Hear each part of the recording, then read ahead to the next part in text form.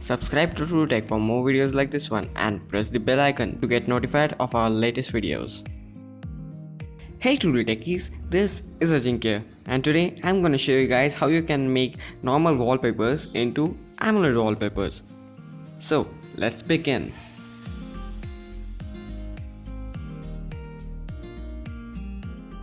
Hey guys, if your phone has an AMOLED screen, then you should be utilizing it and having black colored wallpapers to minimize the battery usage. So to do that, you will need to download this application called OLED Buddy, and I will put a link in the description box below as always. So when you open up the application, you will see a blank grey colored screen and a button in the bottom left corner which says load image. So click on that and you will see all the photos on your smartphone. Now all you have to do is select the wallpaper that you want to turn into an AMOLED wallpaper. After selecting it, you will see the image and below it you will see the percentage of how much AMOLED the image actually is. So to convert it, click on convert.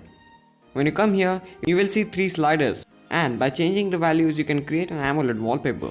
When you like what you see, click on save, and that would save the new AMOLED image on your smartphone. Now all you have to do is go ahead and set the wallpaper up, and that's it.